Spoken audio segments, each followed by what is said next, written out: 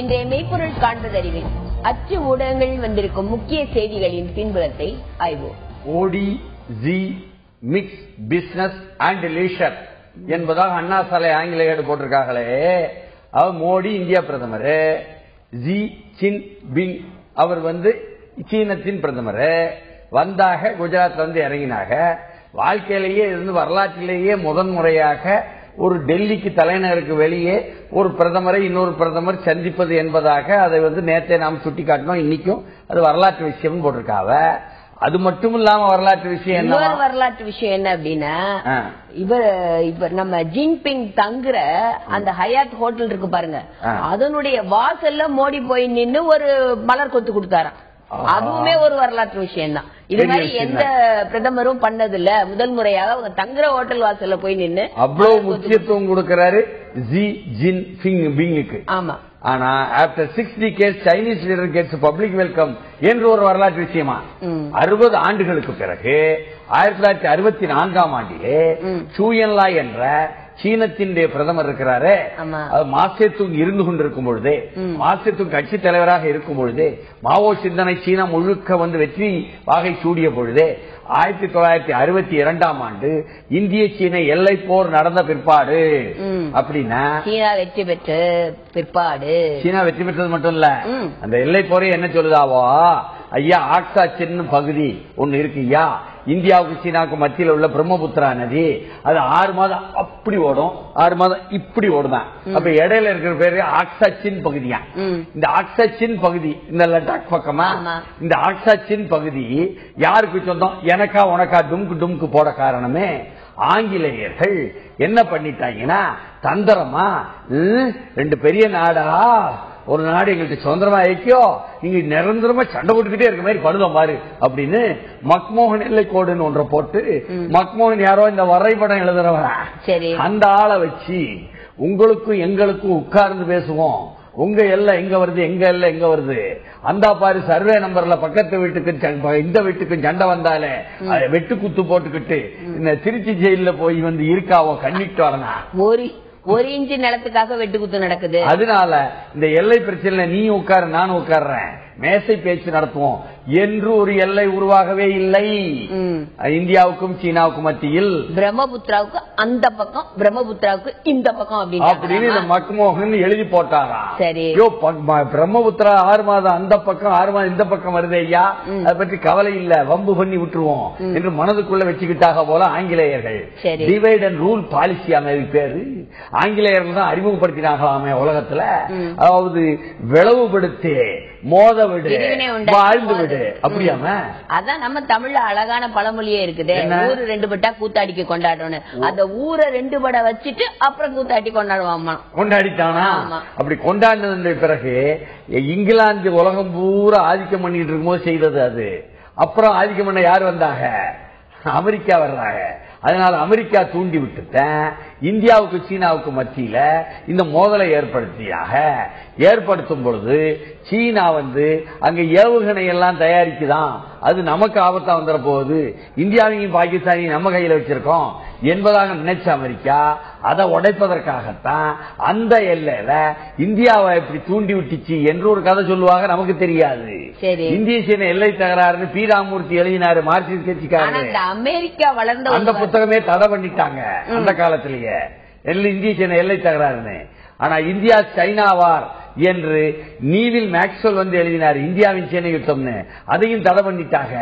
அமெரிக்காவை பத்தி என்ன சொல்ல வரீங்க? அமெரிக்கா இந்த எழுந்து வந்தது அப்படிங்கிறீங்களே, இந்த காலனி ஆதிக்கத்துக்கு பிறகு அதுக்கு முக்கிய காரணமே 2ஆம் உலக போர்ல அவங்க எந்த விதமான பாதிப்புக்கும் உள்ளாகாம மொத்தத்தை எல்லாத்தையும் சேர்த்து வச்சுட்டு அடுத்தவங்க மேல டொம்கு குண்டு போட்டதுதான் முக்கியமான காரணமே.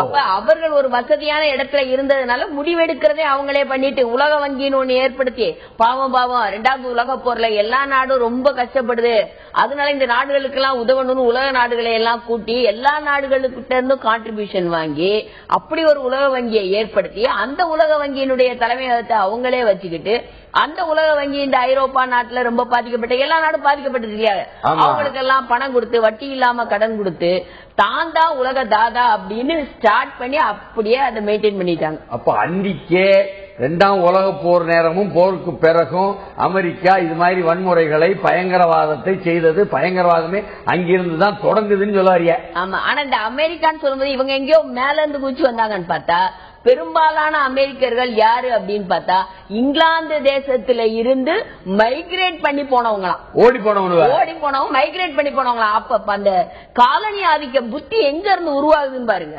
ஓஹோ, இங்கிலாந்துல தான் உருவாகுது. அதுதான் சூரியன் பிறக்குதுக்கும் அஸ்தமிக்கிறதுக்கும் கிடையவே கிடையாது எங்க ராஜ்யத்துல சொன்னவன்ல இங்கிலாந்துக்காரன். அப்போ அப்படி அமெரிக்கா தூண்டி விட்டு சீனா மேல போர் தொடுத்த 62க்கு பிறகு 64ஆம் ஆண்டு உங்களுக்கு எங்களுக்கு சண்டை வேண்டாம் சகோதரர்கள் என்று அங்கிருந்து சூயன்லாய் வந்தாரே. இந்தியா சீனா பாய் பாய் என்று பாய் பாய் பாய் நம்மால் பாடுவான். ஆனா அப்ப பாய் பாய் பாய்னு சொன்னாங்க. இந்த பக்கம் நேரும் அந்த பக்கம் சூயன்லாயும். அந்த ஆண்டுக்கு பிறகு 64க்கு பிறகு 60 ஆண்டுகள் கழித்து இந்த ஷி ஜின் பிங் வராருன்னு சொன்னா அந்த அமெரிக்காவை பக்கம் மறுபடியும் போய் விட வேண்டிய அவசியம் கிடையாது. ஐரோப்பா பக்கம் போய் சார்ந்து நிற்க வேண்டிய அவசியம் கிடையாது. நீ சீனா நான் இந்தியா 2 பேரும் பெரிய சந்தை, 2 பேரும் பாரம்பரிய மக்கள், 120 கோடி 140 கோடி ஒன்னு சேர்ந்துக்குவோம் என்று சேர்வதற்காகத்தான் உலகத்தினுடைய ஒரு 35 விழுக்காடு ஜனத்தொகை நம்ம 2 நாட்டிலே இருக்குது என்பதற்காகத்தான் இந்த ஷி ஜின் பிங் வந்தாருன்னா அவரை சரியா இதே பார்வையில மோடி போய் வரவேற்றாருன்னு சொன்னா மோடி ரொம்ப தெளிவா புரிஞ்சிருக்காரு. அமெரிக்காவில இருந்து தள்ளி நிற்போம், சீனா கூட நல்லுறவு கொள்வோம், இதை வலுப்படுத்துவோம், வலுப்படுத்தினா இந்தியா மேல வரும்னு சரியாத்தானே புரிஞ்சிருக்காரு என்பதையும் நாம சொல்ல வேண்டியிருக்கு. ஆனா இந்த 6 டெக்கேட்னு சொல்றதுலதான் ஒரு குழப்பம். நீங்க சொன்ன கணக்கு 1964 வந்தா கூட அது 5 டெக்கேட் தான் வருது. 6 டெக்கேட்னு கொஞ்சம் தவறா போட்டாங்களா என்ன அப்படின்னு தெரியல. 60 ஆண்டுகள் இருக்குதுல்ல, 64 பிளஸ் 60 சேர்ந்தா தானே 12 அப்படின்னு வருது உங்களுக்கு. 24 தான் வருது, 50 தானா? சரி, உள்ள எட்டியாச்சு 2014 பாதிக்கு மேல வந்தாச்சுங்கிறதுனால இன்னும் 24 வரையும் போனோம். 2024 அடுத்த 10 ஆண்டுக்குள்ள நுழைஞ்சிட்டோங்குது. அப்படி போடுறாங்க. ஓஹோ, அப்படி போடுறாங்க. 6 10 சரி 5 10 ஆண்டுன்னு சொல்லிக்குவோம், பரவாயில்ல. இதுல gifts back 3 ties with Guj to mark Modi's birthday. ஏன்னா நேத்து மோடி அவர்களுடைய பிறந்த நாள் என்பதை சொன்னோம் நம்ம.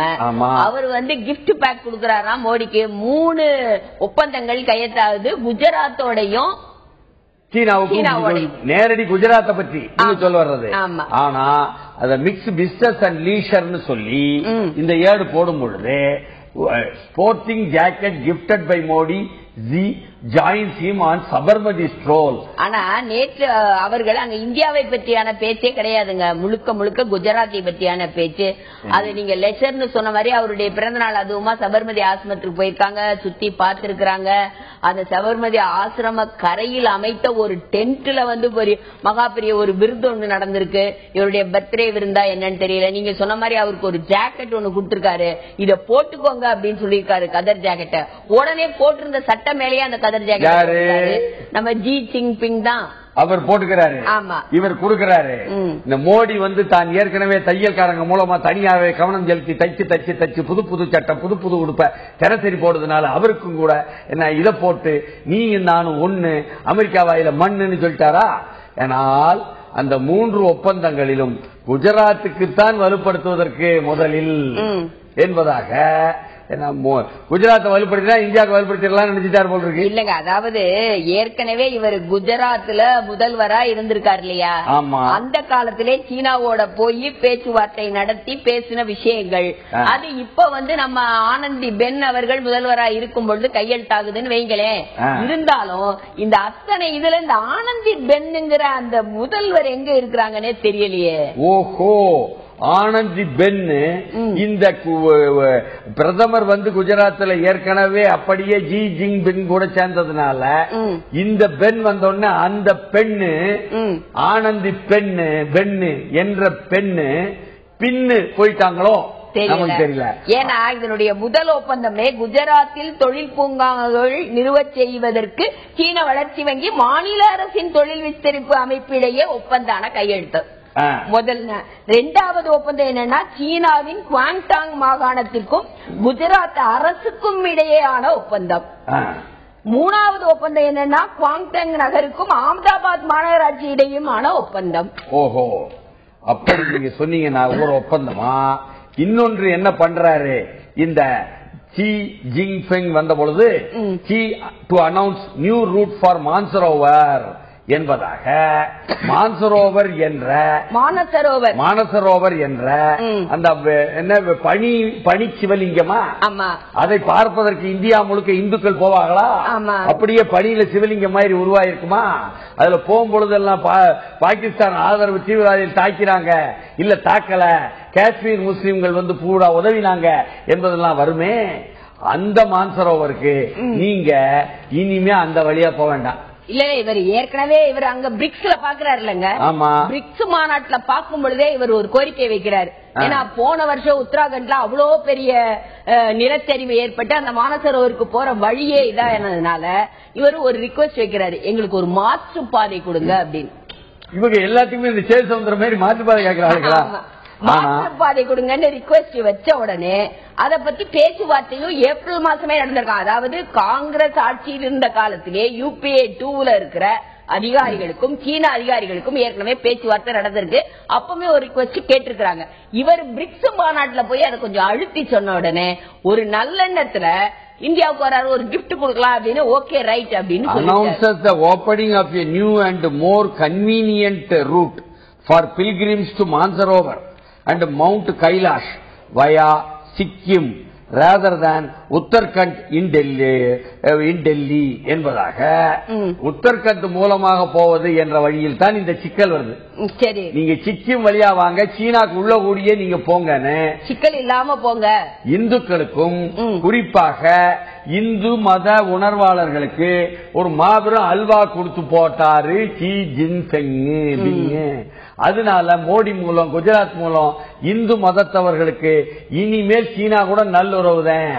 அப்ப சீனாவை தாக்கி பயங்கரவாதியா அப்படின்னு எல்லாம் வந்து கார்ட்டூன் போட மாட்டாங்க என்று சொன்னால், இதே போலதான் Indo China stand off intensifies in Ladakh என்பதாக லடாக்கிலையும் கூட இந்திய சீன நல்லுறவு என்பது வந்தால் உடனே Tibetan Buddhist sect 6 Indian intervention என்பதாக அவங்க என்ன சொல்றாங்க, அந்த டிபேட்டுக்காரங்க தலாய் லாமா கோஷ்டி அவங்க நேற்று பூரா வந்து அவங்க தகராறு பண்ண, எதிர்க்க போராட டெல்லியில பிரம்மாண்டமான இது போராட்டம் பண்ணாங்கன்னு வைக்கிறேன். இந்த லடாக் விஷயத்த சொன்னீங்கல்ல, ஒரு பக்கம் இங்க வந்து நல்லுறவு, இவர் வந்து என்னவோ பரிசு கொடுக்கறாரு, அவர் பரிசு கொடுத்தாரு அப்படின்னு பேசுறாங்க. இவர் இன்னொரு விஷயம் கொடுத்தாரு, சீன மொழிபெயர்ப்பு கீதை ஒண்ணு பரிசு கொடுத்தாரு. அங்க ஜப்பான்ல போய் ஜப்பான் மொழிபெயர்ப்பு கீதை கொடுத்தாரு. இங்க சீன மொழிபெயர்ப்பு, கீதையில ஒவ்வொரு மொழிபெயர்ப்பு வச்சுக்கிட்டு இருக்காரு. அப்ப ஒண்ணு தெரியுது அவருக்கு, என்னது, சீனாவுல சீன மொழிதேன், ஜப்பான்ல ஜப்பான் மொழிதேன் என்று தெரிஞ்ச மோடி அவர்களே, குஜராத்ல குஜராத் மொழி, தமிழ்நாட்டுல தமிழ் மொழி, ஆந்திராவில் தெலுங்கு மொழி என்பதை கொண்டாடாம ஹிந்தி மொழியை திணிப்பது ஏன் என்ற கேள்வி யாராவது இடையில கேட்டக்கூடாது. ஏக பாரதம் அப்படின்னு நினைக்கிறதுனால சீனாவுல சீன மொழி தான், ஜப்பான்ல ஜப்பான் மொழி தாங்கிற மாதிரி இந்தியாவுல இந்தி மொழி தான். இல்லையா, இது வேற நாடையா, பல மொழி. அது என்ன வேற? இதுல என்னன்னா இவ்வளவு பிரச்சனை இங்க நடந்துட்டு இருக்கும் பொழுது, இந்த கிஃப்ட் எல்லாம் நடக்கும்போது லடாக் பிரச்சனை அது பாட்டி லடாக்கா தான் நடந்துகிட்டு இருக்காங்க. லடாக்கான தகராறு வந்து அங்க வந்து தகராறு தொடர்ந்து அவங்க இன்ட்ரூஷன் இது மாதிரிங்கிற பிரச்சனை நடந்துகிட்டே இருக்கு. ஒரு பக்கம் இந்தியாவோட நல்லுறவு இதெல்லாம் இருந்தா கூட இந்தியாவுடைய கார்பரேட் ஒருத்தருக்கு நல்ல ஒரு அடி விழுந்திருக்கு போல இருக்குது. அது ஜிஎம்ஆர் இருக்காங்க, அவரு அந்த ராஜம் கிராமத்திலிருந்து போய் மன்மோகன் சிங் பாசமர நண்பரா இருந்துட்டு இப்ப மோடி அரசாங்கம் வந்த பிறகு இதுக்கு நண்பரா மாறி நாங்க உங்களுக்கு தான் சொல்லி தமிழகத்தோட முதல்வர் கூட தள்ளி நின்னவரு, உள்ள வர முடியாதவரு உள்ள வந்து இப்ப விளையாட ஆரம்பிச்சு அந்த ஜிஎம்ஆர் மாலேத்தீவுல நாங்க போடுதோம் விமான நிலையம்னு சொல்லி புதிய ஆட்சி வந்தோடனே ரத்து பண்ணி வெளியே போயா சும்மனாக்கு கலாட்டாவை பண்ணிட்டு இருக்கிற இந்தியாவில இருந்து பெருமளான்னு சொன்னாங்களே, அந்த மாலேத்தீவினுடைய அந்த விமான நிலையத்தை சீனா கைக்கு கொடுத்து போட்டாக. ஜிஎம்ஆருக்கு பெக்க என்று பெப்ப ஆயம் போனது நீங்க சொல்லுவாரியா? ஆனால் ஏற்கனவே கோர்ட்டுக்கு போய் கொஞ்சம் இதெல்லாம் வாங்கினாரு. ஆனால் சீன ஜனாதிபதி ஜி ஜின்பிங் இந்தியா வந்தாருன்னு தமிழ்நாட்டு இடதுசாரி ஏடு முதன்மை பக்கமா போட்டு பெரிய செய்தி வாழ்த்துக்கள் வாழ்த்துக்கள் போடுற மாதிரி போட்டாங்கன்னா, இன்னொரு பக்கத்துல தமிழ்நாட்டில் உள்ள அண்ணா சாலை தமிழ் ஏடு இருக்க அவங்க பாஜக ஆதரவா நேர இடதுசாரிக்கு எதிர்ப்பா அவங்களுக்கு புதிய அத்தியாயம் இந்திய சீன நட்புகள் நாடுகளுக்கு இடையேயான உறவில் குஜராத் வந்த சீன அதிபருக்கு பிரதமர் மோடி வரவேற்பு அவியலும் அதை பெருமையா சந்தோஷமா போடுதாவோ. அப்போ இடதுசாரி வலதுசாரி எல்லா சாரிக்கும் இது ஒரே சாரி என்பதாக பாதசாரியாக சீன அதிபரை கொண்டாந்துட்டாங்கன்னா, சபர்மதி ஆசிரமத்தில் சீன அதிபர் என்ற விஷயம் தான் நமக்கு புரியவே இல்லை. புதிரி என்னன்னா, மகாத்மா காந்தியினுடைய அந்த சபர்மதி ஆசிரமத்தில் மோடி அழைத்து கொண்டு சென்று சுற்றுலாவுக்கு வந்த விருந்தாளி போல இதையெல்லாம் காட்டுறாரு. அப்ப காந்தியை புகழ்றாரு. காந்தியை புகழ்ந்து சொன்னீங்கன்னா காந்தியை சுட்ட கோச்சேக்கு பின்னால் இருக்கிற சங் பரிவாரம் தள்ளி போங்கன்னு உதைச்சு போட்டு இப்ப காஞ்சி பேரை சொல்லி போட்டுதான் நாங்க மேல வாரோம்னு வர்றியலா ஐயா என்ற கேள்வியை யாரும் கேட்க இல்லை. ஆனாலும் கூட இன்றுதான் மோடி ஜி கி talks today China's grand gesture on prime minister 64th birthday என்பதாக இந்திய சீனா இடையே இன்று பேச்சு எல்லை அத்துமீறல் குறித்து கேட்க பிரதமர் முடிவு என்று போட்டதுனால அது என்ன வில்லங்க என்பது ஒரு இடைவேளைக்கு பிறகு பார்ப்போம்.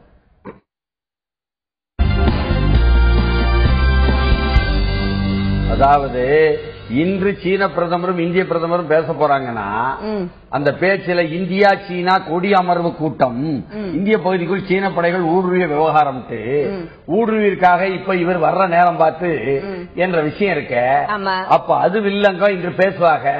அதனால ஆப்பு வைப்பாரு நம்ம பிரதமர். அப்ப ஒழுங்கா அவர் பின்வாங்கணும் அப்படிங்கிற எண்ணத்துல ஊடகங்கள் எழுதியிருக்காங்க. நிச்சயமா அவர் இதை பத்தி பேச மாட்டாரு. யார் சொல்றா? இல்ல, இது இந்திய தூதர் சொல்றாரு, முன்னாள் இந்திய தூதர். ஆனாலுமே எவ்வளவு ஒரு விவகாரமான பேச்சு, அவங்களுடைய இன்வெஸ்ட்மெண்ட் இங்க வரணும் அப்படின்னு பேசிட்டு இருக்கிற நேரத்துல கொண்டு போய் லடாக் எல்லை பிரச்சனை அப்படின்னு பேசினா அது ஒரு பேச்சுவார்த்தையில இருக்கிற விஷயம். அதை கொண்டு போய் பேசினா இது பிரச்சனையாயி போயிடும்.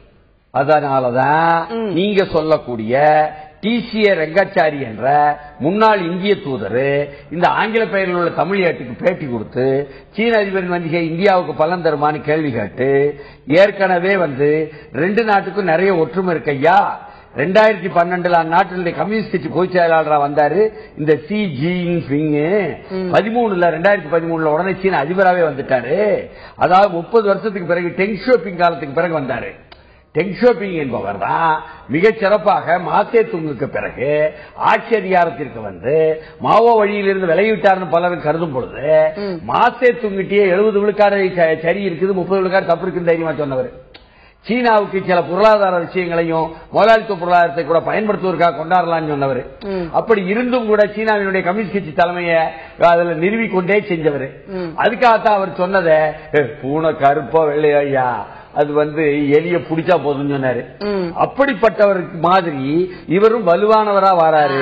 டெங் ஷியோபிங் மாதிரி இவர் ரொம்ப சக்தி வாய்ந்த ஒரு தலைவர். ஏன்னா எவ்வளவு ஸ்ட்ரிக்டான ஆளு அப்படின்னா அவருடைய அந்த கட்சியினுடைய எல்லார் மேலேயும் ஒழுங்கு நடவடிக்கை எடுத்தாராம். ஒரு முதலமைச்சரையே ஊழல் குற்றச்சாட்டுக்காக சிறையில் அனுப்பிட்டாராம்.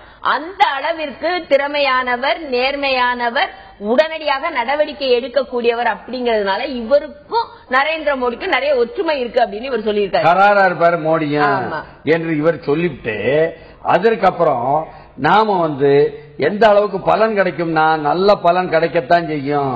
சீன பிரதமர்கள் 60 ஆண்டு கழிச்சு வந்திருக்காவ என்றால் 3வது நபர் இவர்தான். அமெரிக்காவை பின்னுக்கு தள்ளிட்டு முதலிடத்தை பெற சீனா விரும்புகிறது. தெளிவா நம்ம சொன்ன விஷயங்களை அதுல இந்தியாவும் முன்ன வரும். உலக நாடு அவங்க கேட்டிருக்காங்க, மோடியுடைய சமீபத்திய ஜப்பான் விஜயம், அங்க அவர் கிடைத்த வரவேற்பு இதெல்லாம் பிரச்சனை கிளப்புமான. ஜப்பான்ல இந்தியாவை விட அதிகமா சீனா இன்வெஸ்ட் பண்ணிருக்கு, முதலீடு போட்டிருக்கு. ஆமா, அப்ப சீனாவுக்கும் ஜப்பானுக்கும் அப்படி எல்லாம் சண்டை எல்லாம் கிடையாது. சண்டை இருக்கு, அது எல்லை தகராறு. அது ஒரு பக்கம் நடக்கும். எல்லை தகராறு வேற, பொருளாதார உறவு வேற. சீனா ஜப்பான்ல பொருளாதாரம் போடுவது வேற, ஜப்பான் இந்தியாவில் போட விரும்புவது வேற, சீனாவும் பதிலுக்கு விரும்புவது வேற. சீனாவும் இந்தியாவும் பொருளாதாரத்தில் நல்ல வலுவான உறவு இருப்பதனால ஜப்பானும் இந்தியாவும் போட்டுக்கிட்டா அது வெறும் பேப்பர்ல தான் என்று சீன பத்திரிகை எழுதுவது வேற. இத்தனை வில்லங்கங்கள் அதுக்குள்ள தொகுத்து இருப்பதனால இன்னைக்கு சீனாவுக்கு அப்படி பாத்தீங்கன்னா சீனாவுக்கு கிட்டத்தட்ட 12 நாடுகளோட எல்லை தகராறு இருக்கு. இந்த 12 நாடுகளோட எல்லை தகராறு இருக்கனால வர்த்தகம் பண்ணாம இருக்குதா? அப்படி இல்ல. அதனாலதான் பல ஆண்டுகளாக நிலை வரும் இருநாட்டு எல்லை பிரச்சனை ஒரே சந்திப்புல முடிவுக்கு வராது. இருநாடுகள் அதிபர்கள் அதிகாரிகள் அதிபர்கள் வர பேச்சுவார்த்தையில் தொடர்ந்து ஈடுபடணும். பல முறை உட்கார்ந்தா தான் அதுக்கு பிறகு ஒரு புரிதல் வரும் என்பதாக நாம சொன்ன புரிதல் இருக்க ஆக்சா சின்ன பற்றிய புரிதல், இங்கிலாந்துக்காரன் உடைச்சு விட்ட புரிதல், ஒரு மிஸ் அண்டர்ஸ்டாண்டிங் தவறான புரிதலை உருவாக்கக்கூடிய புரிதல், அது விளங்கல இந்த நாட்டுக்கே. அதனால பழைய கதைகள்லாம் எடுத்து பார்த்தா தான் விளங்கும் போது இருக்கு. புத்தகம் படிங்க ஐயா, பழைய புத்தகம் படிங்க ஐயா, தடையெல்லாம் நீக்குங்க ஐயா என்றெல்லாம் நாம சொல்ல வேண்டியிருக்கு. புத்தகங்கள் எல்லை பிரச்சனைக்கு சீக்கிரம் இறுதி தீர்வு வராதுன்னு சொல்லித்தான் அவர் சொல்றாரு. அதனால் தான் இந்த ஜின்பிங் இந்தியா வருகையின் போது கூட சீன ராணுவம் நமது எல்லையில் தன் படைகளால் ஊடுருவல் செய்திருக்கிறது அப்படிங்கறத அவர் சுட்டிக்காட்டிட்டாரு. அதுக்கு சம்பந்தமே எல்லாம் அவியமாட்ட போறாவா. ஆனால் இன்னொரு பக்கத்தில் என்னன்னு சொன்னா, மோடி பிரதமரா இருப்பதனாலதானா இந்த நல்லுறவு கேட்டா இல்லீங்கோ. மன்மோகன் காலத்திலேயே போயிட்டு வந்தார், யாவும் இருக்கா? அவருக்கு நல்ல வரவேற்பு அங்க கிடைச்சது. அதைத்தான் நாம் திருப்பி சொல்கிறோம்.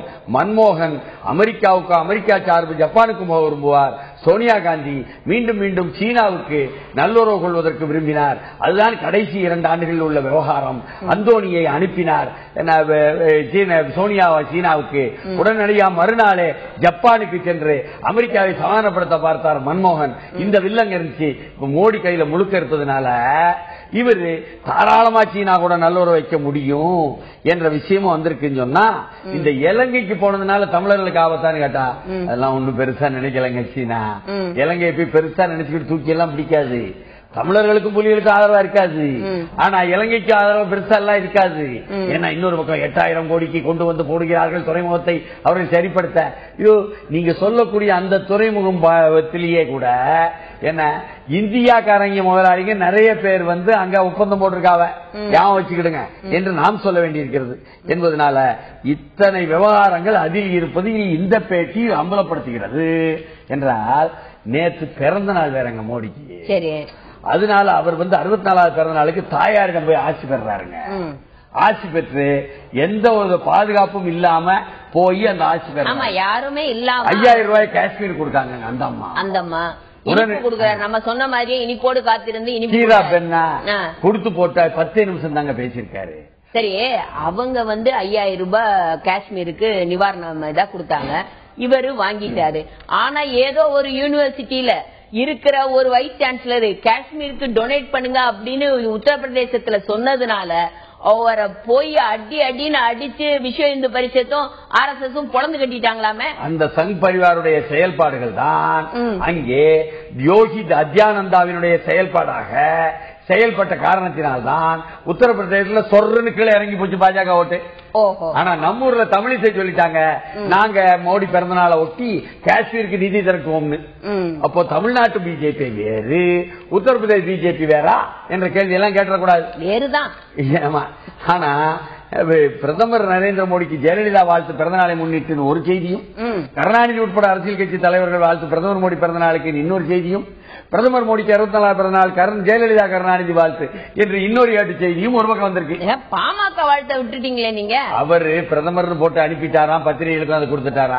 அப்புறம் மாற்றி மறுபடியும் நரேந்திர மோடி பிரதமர் போட்டு அனுப்பிச்சாரா, அதையும் பத்திரிகை கொடுத்துட்டாங்க, போட்டுட்டாங்க, பரபரப்பட்டு வைக்கவும் வாழ்த்து கொடுத்து விட்டாரு இன்னொரு பக்கத்துல என்று சொல்லும் பொழுது என்ன இத்தனை வில்லங்கங்களுக்கு மத்தியில அமித்ஷா மாபெரும் தலைவர் இருக்கிறாரு.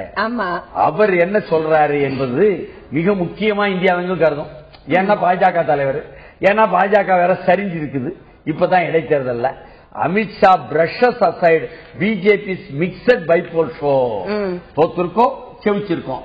அதனால இது ஒன்னும் பெரிய விஷயம் கிடையாது. பயா ஜிஜிபின்ட்டாரு. தோல்வி எல்லாம் ஒரு பெரிய விஷயமே இல்ல அப்படிங்கிற மாதிரி தெரியல. அதுவும் குறிப்பா இந்த தோல்வி ஒரு பெரிய விஷயம் இல்ல அப்படின்னு சைட்லைன் பண்ணிட்டாருங்கிறீங்க நீங்க. அவனாலும் ஏன்னா Anna Salai ஆங்கிலேயரு, Amit Shah style under strain. அவருடைய பாணி இருக்குதே, ஜாட்டுகளை எதிர்த்து மோதப்பட்டு முஸ்லீம் கூட வாக்குகள் அப்படியே அள்ளு. சஹரான்பூர், இது முசாபர் நகர் இல்லையா, சஹரான்பூர்ல சீக்கியரை வந்து முஸ்லீம் மேல மோதவிடு, வாக்குகளை அள்ளு என்பது 71 மக்களவை என்று கொண்டாந்தா, தொடர்ந்து அதே பாணியில போன யோகி அத்யானந்தா திருப்பி அடி அப்படின்னு யூபி மக்கள் திருப்பி அடிச்சிட்டாவோ என்பதை புரிஞ்சுக்கிட்டு, this is the first realization that Gujarat model may not fit the entire country. குஜராத்தினுடைய மாதிரியை வச்சுக்கொண்டு அடி, சிறுபான்மை அடி, அதனால பெரும்பான்மை வாக்க வாங்கு என்பது நாடு முழுக்க ஒத்து வராதையா என்று பாஜக புரிஞ்சு போச்சு ஐயா. புரிஞ்சு போனதுனாலதான் இந்த சிவசேனாவுடைய மவுத் பீஸ் அந்த பேப்பர் இல்லையா, அந்த எடிட்டோரியல் எழுதிருக்காங்களா சம்னால, keep your feet off the ground, don't get swayed by the frenzy of victory. ஐயா, உங்க கால நிலத்துல வச்சு நடங்க. கால் பாவட்டும் ஐயாங்க நம்மூர் கிராமத்துல. ஆமா, பாராளுமன்ற தேர்தல் வெற்றி வச்சு மேல அப்படியே ஆகாயத்துல இது பண்ணாதீங்க அப்படிங்கிற மாதிரி சிவசேனா பத்திரிகையில எடிட்டோரியல் எழுதியிருக்காங்களா. ஆனா மேனகா காந்தி சொல்லுதாவ, வருண் காந்திய மறுபடியும் கூப்பிட்டாங்கணுமா, ஏன்னா மென்மையான முகத்துக்கு சொந்தக்காரரு, கரடு முரடான முகத்துக்கு சொந்தக்காரரான அமித்ஷாவோ, கரடு முரடாகவே தானே இருக்கக்கூடிய ஒரு சக்தி மகாராஜோ, சக்தி மகாராஜோ, அதே போல இன்னொருத்தர் யோகி அத்யானந்தாவோ, யூபிக்குள்ள போனா யூபி நம்ம விட்டு போயிரும், சட்டமன்ற தேர்தல் அம்பிட்டு நாமம் விழுந்துரும். அதனால வருண் காந்தி முகத்தை காட்டணும் ஐயா, நல்ல முகத்தை, மென்முகத்தை வந்துருச்சு ஐயா வருண் காந்திக்கு வாய்ப்பு. அதான் BJP strategy of sidelining Varun failed அப்படின்னு வந்து. ஆமா, ஃபெயில்டு. அதனால வருணை களமிறக்க அமைச்சர் மேனகா திட்டம் அப்படின்னு வந்திருக்கு. அதனால ஒரு சிறிய இடைவேளைக்கு பிறகு அமித்ஷா பாபு, அதாவது உத்தரப்பிரதேசத்துல பாஜகவுக்கு சரியான தலைமை இல்லாதனாலதான் குஜராத்ல இருந்து அமித்ஷாவை கொண்டாந்து இறக்குமதி பண்ணாரு, மக்களவையை வெற்றி பெற்றார். இப்ப யோகி அத்யானந்தாவை இறக்கி விட்டாலோ, சக்தி மகாஜனை பேச விட்டாலோ ஆபத்துன்னு சொன்னா அது என்னதான் சொல்றாங்க. மேனகா காந்தி என்ன சொல்றாங்க, உத்தரப்பிரதேசத்துல வந்து ராஜ்நாத் சிங் அந்த மாநிலத்தினுடைய தலைவரா இருந்தார். அவர் இருக்கிற வரையும் நல்லா இருந்துச்சு. இப்ப அவர் போயிட்ட பிறகு போயிட்டார் இல்லையா, போயிட்ட பிறகு பொறுப்பெடுக்க ஆள் இல்ல, பெரிய தலைவர்கள்லாம் இல்ல, அதனால வருண் காந்திய போடுங்க அப்படிங்கிறார். சின்ன பையன் எப்படி போடுவோம் கேப்பாருல்ல, அவர் பெரிய தலைவர்னு ராஜ்நாத் சிங்கோட கம்பேர் பண்றாங்க பாருங்க. வருண் காந்திய போட்டா எல்லா பிரச்சனையும் மகாராஷ்டிராவிலையும் ஒப்பிட்டு சிவசேனாவுக்கு என்ன கூட மோதும் இடத்துல நாங்க தான் முதலமைச்சர் சொல்லக்கூடிய பாஜக அந்த முண்டே தான் இறந்துட்டாருல்ல. அப்போ அவருடைய மகளை கொண்டாடலாம்னா சின்ன பிள்ளையை கொண்டாட முடியாது, முதலமைச்சர் கொண்டாட முடியாது. அதனால இன்னைக்கு வந்து பிரதமர் என்று மோடியை கொண்டாடுறது போல முதல்வர் என்று ஒன்றை நீங்க கொண்டாட முடியாத நிலைமைக்கு பாஜக தள்ளப்பட்டிருக்கு என்ற விவகாரம் அங்க வந்துட்டு இருக்கு. விவகாரத்துல அதான் சிவசேனா ரொம்ப ஸ்ட்ராங்கா சொல்லிட்டு இருக்கு. கட்காரியை கொண்டாந்து முதலமைச்சராகவும் இன்னொரு பக்கம் பாஜக சொல்லுதாங்க. ஓஹோ, அமித்ஷா இன்னைக்கு போறாரு, போய் அதுக்காக பேசுறாரு, பேசி அந்த பாஜகவுடன் தனியா உட்கார்ந்து என்னன்னு பேச போறாரு என்று சொல்லிட்டு இருந்தா, அந்த அமித்ஷா இப்ப என்ன சொல்லிட்டாரு, Patel would have dealt Kashmir issue better. அது ஏன்னா நேத்து கர்நாடகா பிடார் அந்த மாவட்டத்துல போய் அங்க பட்டேல் சிலை வைப்பதற்கு அடிக்கல் நாட்ட போனார். ஆமா, பட்டேலை பத்தி பிரம்மாண்டமா எடுத்து பேசியிருக்காரு. Patel kept India united shah. Patel would not have let Jammu Kashmir issue go to UN, says BJP president. அப்படின்ட்டு Patel statue being built at Gorta, where Razakars killed 200 people என்பதாக வம்புக்கு இருக்காரியா எல்லாரையும் ரசாக்கர்னு சொல்லி போட்டு.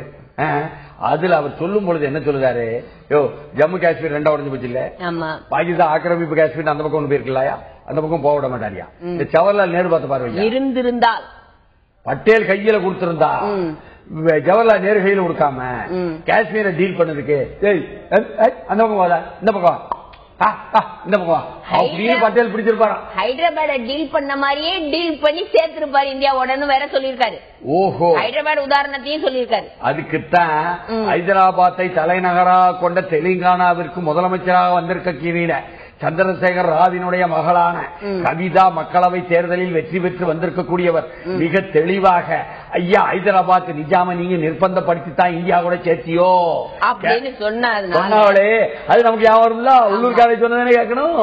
அப்ப நீங்க மறுபடியும் தப்பு அடைஞ்சிடலாம், ஆட்சியில் உட்காந்துக்கிட்டு தப்பு சரியாக்கும் என்ற கேள்வி சனம் கேட்பாங்க. நேற்று அதே இடத்துல என்ன சொல்லிருக்காரு, இடைத்தேர்தல் முடிவை வைத்து பலத்தை மதிப்பிடக்கூடாது, 4 மாநில சட்டசபை தேர்தல் பாஜக தான் வெற்றி பெறும் அப்படின்னு சொல்லிட்டு நாங்க அப்படியே கிழக்கு பக்கமா பாத்துட்டு இருக்கோங்க. நீங்க என்ன பண்றீங்க, நீங்க நாங்க யூபியில இடம் போயிடுச்சு இதெல்லாம் சொல்றீங்க, வெஸ்ட் பெங்கால்ல பாருங்க இதுவரையும் நாங்க ஜெயிக்காத இடத்துல ஒரு உள்ள நுழைஞ்சிட்டோம், அஸ்ஸாம்ல பாருங்க, அஸ்ஸாம்ல நுழைஞ்சிட்டோம். So we are looking east. BJP's look east policy paid dividend என்ற எடுத்து போட்டிருக்காங்க அண்ணா தலைங்களே. நீங்க சொன்ன விஷயத்த real test is the coming assembly polls Shah we will make 4 states Congress free. காங்கிரஸ்ல இருந்து நாங்க விடுதலை பண்ணிடுவோம் 4 மாநிலத்தை. இந்தியாவே காங்கிரஸ்ல இருந்து விடுதலை பண்றதுதான் எங்களுடைய நோக்கம். இந்த ஹரியானா, மகாராஷ்டிரா, அப்புறம் என்ன, அதாவது மகாராஷ்டிரா, ஹரியானா, ஜம்மு காஷ்மீர், ஜார்க்கண்ட், இந்த 4 மாநில தேர்தலையும் முதல் கட்டமாக நாங்க முதல்ல காங்கிரஸ் இருந்து விடுதலை வாங்கி தருவோம்னு சொல்லியிருக்காங்க.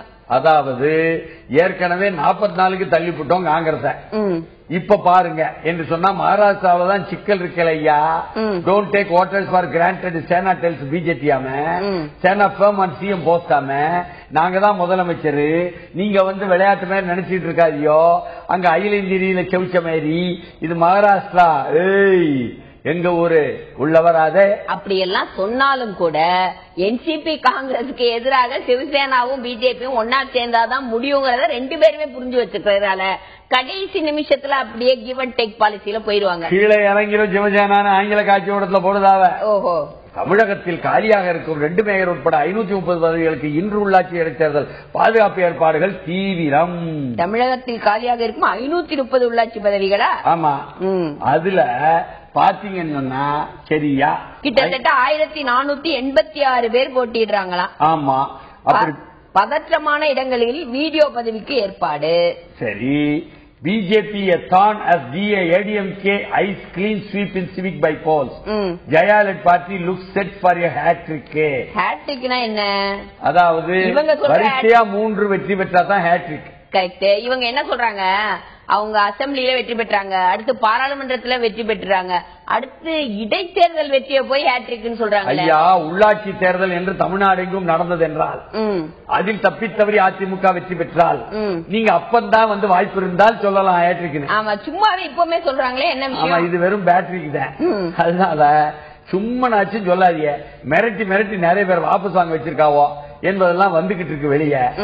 கிழிச்சாவோ எதிர்த்து அதிகமான காட்சி ஊடகம் ஜெயலலிதாக்கு எதிர்பார்க்கு. இது ஒரு பக்கம்னா இதுல அதிமுக முழுக்க வெற்றி பெறும் என்பதற்கு ஒரு முள்ளு மாதிரி பாஜக தாயா நிக்கி என்பதாக சொல்லாம வாபஸ் பெற்ற எங்கள் கட்சி வேட்பாளரை கட்சியில் இணைத்தார், பாஜக பலம் வாய்ந்த கட்சியாகிவிடும் என்று ஜெயலலிதா பயப்படுகிறார் அப்படின்னு சொல்லி டாக்டர் தமிழிசை சவுந்தரராஜன் குற்றச்சாட்டு. பாருங்களேன், என்ன பயப்படுது அப்படின்னு சொல்லி அவர் சொல்லுறதுக்கு சில நியாயம் இருக்கும்.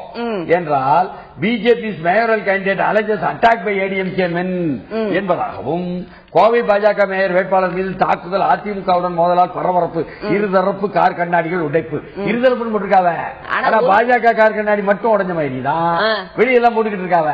இல்லையே, அதிமுக கார் கண்ணாடி உடஞ்ச மாதிரி தான் ஊடகத்துல காட்டினாங்க. அது அவங்க ஊடகத்துல. ஆனா பெரிய ஊடகம், அதிகமான ஊடகம் எந்த பக்கம் இருக்குன்னா அதிமுக எதிராக இருக்கு இன்னைக்கு தமிழ்நாட்டுல. அதனால இன்னும் 9 ஊடகத்துக்கு வேற மத்திய அரசு ஓகே சொல்லிட்டாங்க.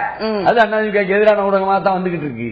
என்று சொன்னால் ஊடகம் மூலம் அரசியல் வேற பக்கம் போகும்போது இருக்கு, பொதுமக்கள் அரசியல் வேற பக்கம் போல் இருக்கு என்றால் ஆர்வம்.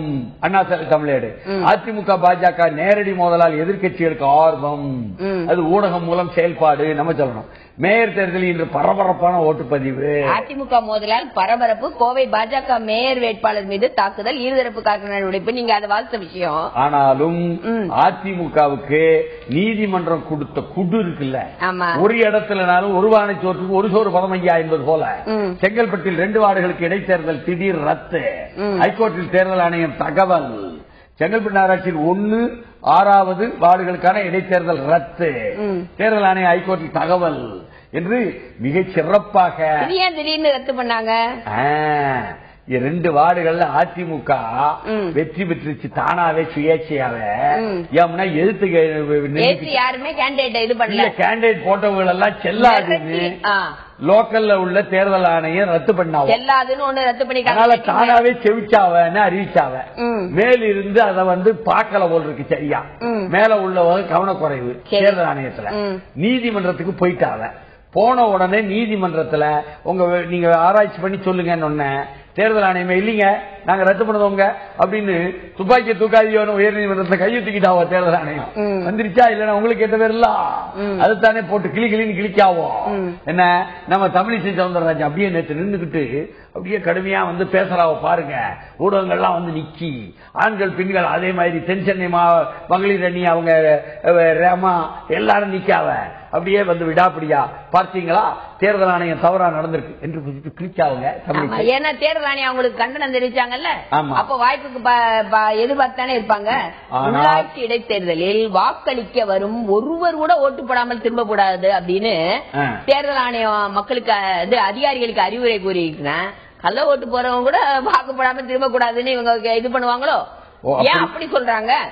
ஆனால் என்ன அது இருக்கும் கள்ள ஓட்டு நல்ல ஓட்டு எல்லா ஓட்டும். இதுல ஒரு விஷயம் திருவண்ணாமலையில நல்லூருங்கிற ஒரு ஊராட்சி மன்றத்துல ஓட்டு போடுறதுக்காக சென்னையில இருந்து வேன்ல போறாங்க மக்கள்.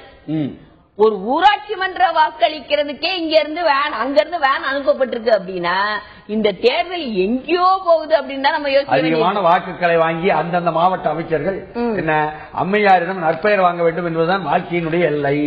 அதனால் நயினார் நாகேந்திரன் ஒண்ணு செஞ்சாரு என்பதான் நினைச்சாச்சுன்னா சண்முகநாதன் ஒண்ணு செய்வாரு என்பதான முயற்சி எடுப்பாங்க. இதை இல்லங்க ஏற்கனவே சொன்னோம். இப்படியெல்லாம் இருக்கும் இடத்துலதான் செங்கல்பட்டில் நடந்ததற்கு இப்ப திருப்பி அடிச்சிட்டு. ஆனால் பாருங்க கடலூர்ல தேவனாம்பேட்டை சேர்ந்த ஒரு மீனவரை கொண்டு போய் அங்க நகராட்சி தலைவருக்கு நிப்பாட்டிருக்காங்க அண்ணாதிமுகன்னு. மீனவர் மத்தியில எல்லாம் ஒரே குஷியாகி இங்கிருந்து கூட தேவனாம்பேட்டைக்காரங்க வந்தவங்க வாக்காளர்கள் எல்லாம் போயிட்டு இருக்காங்க ஓட்டு போட என்று சொன்னால் பெண்கள் விஷயத்துல தமிழிசை முன்ன பேசியதை சொன்னோம். பெண்களாக இருக்கக்கூடிய ஜெயலலிதா இன்றைக்கு முன்ன நின்று வெற்றி பெறக்கூடிய வாய்ப்புகளை சொன்னோம். ஆனா prime minister spikes judge in the NCW chair idea hands button to parties Lalita instead என்பதாக தேசிய மகளிர் ஆணைய புதிய தலைவர் லலிதா குமாரமங்கலம் என்று வந்திருக்க. அப்ப இந்த தேசிய மகளிர் ஆணையம் என்பதுல ஏற்கனவே நம்ம தமிழிசை செக்ரட்டரியிலிருந்து அகில இந்திய செயலாளர் என்று இங்க மாநில தலைவர் வந்தாங்களா? வந்ததுக்கு பதில் அகில இந்திய செயலாளர் ஒருத்தர் ஆக்குறேன்னு ஹெச் ராஜாவை சும்னாச்சு ஆக்கினாங்களா? அங்க பெண்கள் விஷயத்துல லலிதா குமாரமங்கலத்திற்கும் ஒரு போஸ்ட் கொடுத்தாங்களா? அகில இந்திய செயலாளர் ஒருத்தர் கொடுத்தாங்களா? இப்ப அதுல இருந்து எடுத்து தேசிய மகளிர் ஆணைய தலைவர் ஆக்கிட்டாங்க. கேட்டா மோகன்குமார் மங்கலம் காங்கிரஸ் கட்சியில் இருக்கும் பொழுது கம்யூனிஸ்ட் கட்சியில இருந்து வந்தவர் சொல்லி அமெரிக்காவுடைய சதின்னு அந்த காலத்துல பேசப்பட்டு விமானத்துல வரும்பொழுதே டொபக்குன்னு நடு சீட்டுல கரெக்டா வெடிச்சிச்ச விமானம். அப்ப வெடி வச்சா தானே அர்த்தம்னு சொல்லி இறந்து போனார். அவருடைய பையன் ரங்கராஜன் குமாரமங்கலம் அவர் திருச்சியில நின்று பாஜகவில் வெற்றி பெற்று பாஜகவினுடைய ஒரு அமைச்சராகவே இருந்தார்.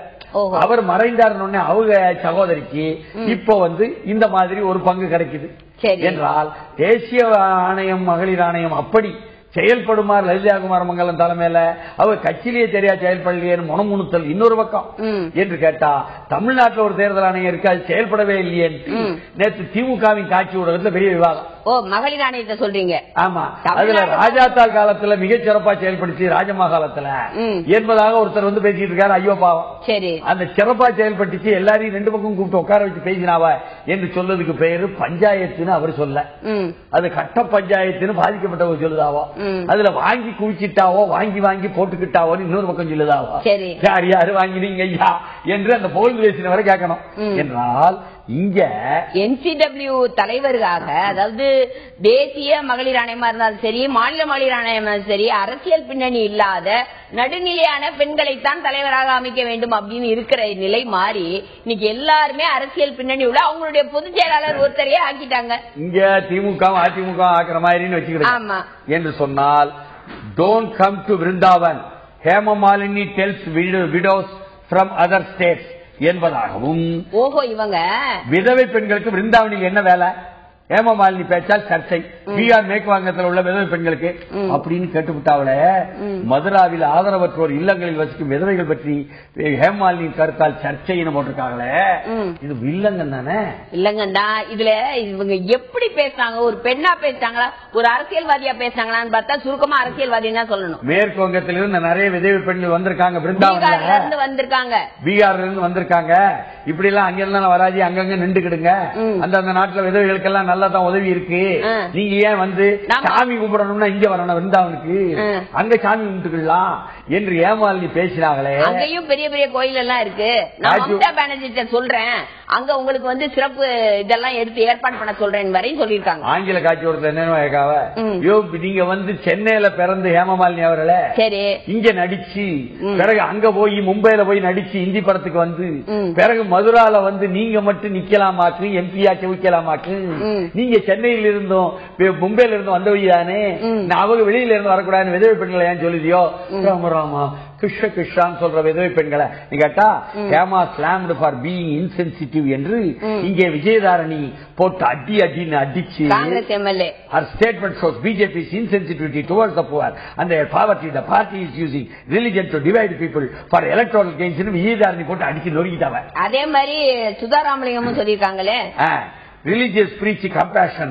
I don't think they, Hemamalini and BJP, really know what religion is. For her, Hemamalini, to ask them to be sent back is the height of insensitivity. அப்போ உங்களுக்கு பார்வையே இல்லைன்னு அவை சொன்னா court 6 details of net offences against women ஆமே இந்த சைபர் வழக்குன்னு சொல்லி போட்டு கணினி மூலமா இந்த பெண்களை வந்து படங்களை போட்டு அசிங்கப்படுத்துறது, பெண்களை பழி வாங்குறது, இந்த மாதிரி விஷயங்கள்ல எக்கச்சக்கமான வழக்கு வந்து நிக்காம நீதிமன்றத்துல.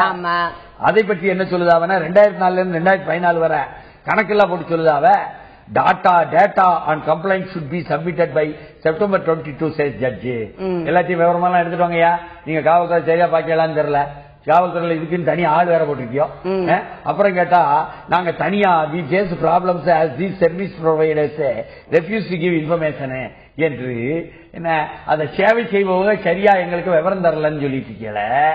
அந்தந்த கணினி அந்தந்த இடத்துல அதுதான் கணினி சங்கமே வச்சு அவங்கதான் செயல்படுதாங்களே, காவல்துறை சரியா செயல்படுதான்னு கேக்குற மாதிரி. ஏன் காவல்துறை ஒரு குட்டுனா அவங்க குடுத்துற போறாங்க, விவரம் கொடுக்கல அப்படின்னு ஒரு ஸ்டாக் ஜாப் சொல்லிருக்காங்க பாருங்க காவல்துறை. 655 புகார்கள் இருக்கின்றன என்பதாக சொல்லி இங்க இருக்கக்கூடிய என்ன கிரைம் பிரான்ச் சிஐடியை பார்த்து கேள்வி கேட்கும் அளவுக்கு நிலைமை வந்துட்டுனா 22 வரை டெட்லைன் கொடுத்திருக்காங்க, நீங்க அதுக்குள்ள தகவல் கொடுங்க அப்படின்னு. ஏங்க இதே மாதிரிதாங்க ஒரு கவிஞர், அவங்க வந்து இளம் பெண்ணு தலித் பெண்ணு, அவங்க நம்பி யாரையோ நம்பி ஒவ்வொருத்தரையும் திருமணமும் செஞ்சதும் சரி, அவங்க கவிஞர் இன்ஸ்பிரேஷன்லயும் சரி, அவங்க புதுச்சேரியில இருந்துகிட்டு ஆராய்ச்சி பண்ணிக்கிட்டு இருக்கிறவங்க சென்னைக்கு வரவே பயப்படுற மாதிரி அவங்களுடைய படங்களை எல்லாம் இப்படி குண்டக்க மண்டக்க உங்களை கல்யாணம் பண்ணிட்டேன்னு சொல்லி ஒரு பக்கம் இன்னொரு பக்கம் இன்னொரு கல்யாணம் பண்ணி ஒத்த ஆளு போட்டுக்கிட்டு இருந்தாருன்னு சொல்லி முகநூல் எல்லாம் பெரிய பிரச்சனை ஆயிக்க, அதுவும் கூட தீர்க்கணும் இல்ல என்றால் இப்படி தீர்க்காம ஊழலையே சிக்கியவர் தான் சாரதா ஸ்கேம் எக்ஸ். இல்ல அதுக்கு முன்னாடி நம்ம இந்த ஸ்டூடெண்ட்ஸ் அட்டாக்ட் இன் ஜவஹர்பூர் யூனிவர்சிட்டி இருக்கு இல்லையா, ஜவஹர்பூர் யூனிவர்சிட்டி, அது என்ன அப்படின்னா நேத்து வெஸ்ட் பெங்கால்ல அந்த யூனிவர்சிட்டியில இருக்கிற ஸ்டூடெண்ட்ஸ் அவங்க உள்ளிருப்பு போராட்டம் பண்றாங்க, அத வந்து மிஸ் ஹேண்டில் பண்றாங்க பாருங்க. போலீஸ் போட்டு அடி அடின்னு அடிச்சு அது பெண்கள் ஆண்கள் அப்படின்னு எந்த பாரபட்சம், ஆண் போலீஸ் உள்ள நுழைஞ்சு ஜதாவூர் பல்கலைக்கழகத்துல கொல்கத்தாவில் என்ன உள்ள நுழைஞ்சு பெண்கள் எல்லாம் வந்து கேர்ள்ஸ் அங்க படிக்கிற பெண்கள் எல்லாம் மார்பகத்தை பிடிச்சு அது மாதிரி ஆண்களையும் மார்பகத்தை பிடிச்சு அடிச்சு அந்த இதுல மொலஸ்டும் பண்ணிருக்காங்க. அந்த ஹோல் ப்ராசஸ்ல அந்த அளவுக்கு அவங்க கொண்டாந்து புகார் வைக்கிற அளவுக்கு போயிருக்குன்னா மம்தாவினுடைய அங்க லைட் ஆஃப் பண்ணி போட்டு அவங்களுடைய கட்சிக்காரங்க தொண்டர்கள் முதல்ல இறங்கினாங்களாம். போலீஸோட கட்சிக்காரங்க உள்ள நுழைஞ்சிருக்காங்க. போலீஸும் அதே மாதிரி உடுப்பு இல்லாம வந்து சாதாரண உடுப்போட இறங்கினாங்களாம், இப்படி அடிச்சாங்களாம். ஜதாப்பூர் பல்கலைக்கழகத்தின் வரலாறு தெரியுமா உங்களுக்கு? அங்கு நக்சல்பாரிகள் மீதான இப்படி தாக்குதல் பேர சொல்லி 70 நடந்த மாதிரி எடுத்து போட்டிருக்காங்க ஆங்கிலேயத்துல. ஆனால் உள்ளபடியே அப்பொழுது ஜதாப்பூர் பல்கலைக்கழகத்தில் மொலட்டோ காக்டைல் தயார் செய்து கொண்டு அவர்கள் எடுத்து பெட்ரோல் வீசும் பொழுது அந்த மருத்துவக் கல்லூரி, மத்திய மருத்துவக் கல்லூரி, ஜதாப்பூர் பல்கலைக்கழகம், அந்த மாநில கல்லூரி வழியாக அந்த திரும்பி வரக்கூடிய அந்த சாலையில ராணுவத்தினுடைய லாரி வரும்பொழுது அடிப்பாங்களே மாணவர்கள், அது மாதிரி புரட்சிகரமா மாத்த சொல்லியலா என்ற கேள்வி கேட்கணும்ல. என்று சொல்லி நாம 68ஆம் ஆண்டு 69ஆம் ஆண்டு நினைவுபடுத்த வேண்டி இருக்குது வங்காள காவல்துறை. இப்ப கேள்வி என்னன்னா, புதுசா வந்திருக்க NCW தலைவர் இந்த பிரச்சனையை எடுப்பாரா, இதுக்கு ஒரு தீர்வு வருமாங்கிறது தான் இப்ப அவங்களுக்கு விளங்குமா லலிதாவுக்கு நமக்கு புரியல.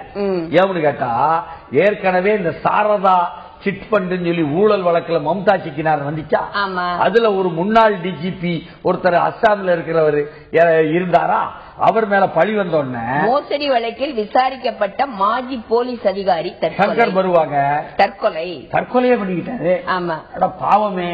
அந்த அளவுக்குன்னு சொன்னா அவர் நல்ல கிட்டார் வாசிப்பாராம், கவிஞராம், மென்மையானவராம், நான் நம்ம மேல விழுந்துருச்சேன்னு தற்கொலை பண்ணிக்கிட்டாராம். நம்ம ஊர்ல பாதிக்கப்பட்டு ஹாஸ்பிட்டல் இருந்திருக்காரு. ஹாஸ்பிட்டல் இருந்து வந்து ஒரு சில மணி நேரங்கள்லயே அவர் அந்த மாதிரி பண்ணிருக்காரு. இந்த மாதிரி தொடர்ந்து டிவில எல்லாம் இந்த மாதிரி அவருடைய போட்டோ போட்டு இந்த மாதிரி பேசுறது அவருக்கு ரொம்ப மன உளைச்சலை. இப்படித்தான் புலிகளை சொல்லி நம்ம ஊர்ல துரைன்னு சொல்லி போட்டு காவல்துறையினுடைய மாநகராட்சி தலைவராக இருந்தவர், கமிஷனர் ஆணையரா இருந்தவரை அப்படி பெல்லாரில் இருந்து உங்களை கைது பண்ண போறோம் பாருங்க, அந்த பாலக்காட்டுல வந்து நீ இருக்கக்கூடிய நிலம் விஷயமாக பிரச்சனை, உங்களை கீழே உள்ளவங்க கைது பண்ணி இழுத்துட்டு வருவாங்கன்னு ஒருத்தர் மிரட்ட. இந்த மர்ம நபர் எல்லாம் இங்க அரசியல் இருக்காங்க. உடனடியா அவரு அவசரமா எடுத்து போட்டுக்கிட்டு மருந்தை இறந்து போனாரியா மாத்திரைய. இது கூட நமக்கு யாவும் வருது.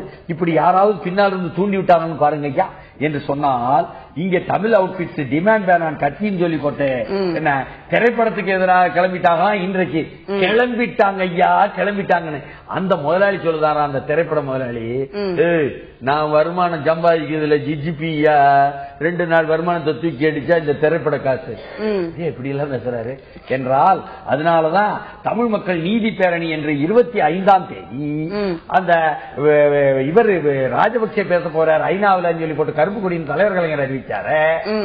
அந்த நாள 24ஆம் தேதிக்கு ஐநாவில மாற்றி போட்டாவோ, அங்க நாடு கடந்த தமிழ் அரசு உட்பட எல்லாரும் சேர்ந்துக்கிட்டு நியூயார்க்ல ஐநாவில ராஜபக்சே வர்ற நேரம் பார்த்து முற்றுகை மாதிரி பொங்கு தமிழ் எழுச்சி கூடல்னு போட்டுட்டாவ.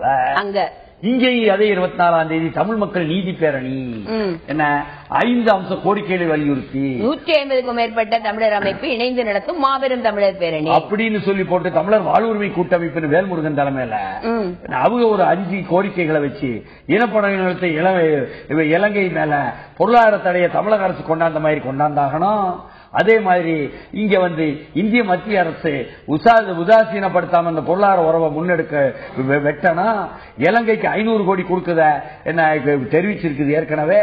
அதனால மாற்றாந்தாய் மனோபாவத்தில் மத்திய அரசு இருக்கக்கூடாது என்று ஒரு பக்கமும், இலங்கை தமிழர்களுக்கு சிறப்பு முகாம்களை இழுத்து மூடுன்னு நேற்று கூட நம்ம சொன்னோமே, என்ன மனநோயாளியா இருக்காங்க ஐயா திருச்சியில் உள்ள சிறப்பு முகாம்ல அகதிகள் என்று அந்த விஷயத்தையும் சொல்லாமல் சொல்லியிருக்காரு. அதே மாதிரிதான் சிங்கள படையால் தமிழக மீனவர்கள் தாக்கப்படுவதை தடுத்து நிறுத்து, வங்கக்கடல பாரம்பரிய மீன்பிடியை பிடிக்க இடம் கொடு என்றும் கேட்காரு. இதுக்கெல்லாம் சேர்த்து ஐநா மனித உரிமை குழுவுல வந்து நீ விசாரணையை இங்க பூரா நடத்துறதுக்கு அனுமதி, லட்சக்கணக்கான அகதிகள் மத்தியில இனப்படுகொலை ராஜபக்சே பேச அனுமதிக்காதேன்னு கொண்டாடுறாரு. அது மட்டும் இல்லாம எல்லாரையும் அறைகோல் விட்டு அழைச்சிருக்காங்க. ஜாதி மத கட்சி எல்லாத்தையும் தாண்டி வாங்கப்பா, தமிழரா ஒன்னா வாங்க அப்படின்னு அறைகோல் விட்டு இருக்காங்க. ஆனாலும் கூட உவா போல இருக்கக்கூடிய தென்னிலங்கையில ஒரு பிராவின்சியல் கவுன்சில்ல மஹிந்த ராஜபக்சேக்கு நாங்க சாவுமணி அடிக்க போறோம்னு அங்க இருக்கக்கூடிய மனோ சொல்ற மாதிரி அங்க நிலைமை வந்துட்டு இருக்கு என்று சொன்னால், நம்மூர்லயும் இந்த இலங்கைக்காக ஈழத்தமிழர்களுக்காக போராடக்கூடிய சேசு சபையில் ISIயில் இருக்கக்கூடிய தலைவராக இருந்த ஸ்டீபன் என்ன குழந்தைசாமி நேற்று திடீர்னு மாரடைப்புல இறந்து போய் இன்னைக்கு லயலா காலேஜ்ல இரங்கல் கொண்டாட கடைபிடிக்கிறாங்க ஐயா, அடக்கம் செய்யறாங்க என்பதையும் சொல்லி நாளைய மெய்ப்பொருள் காண்பறிவில் சந்திப்போம். நன்றி.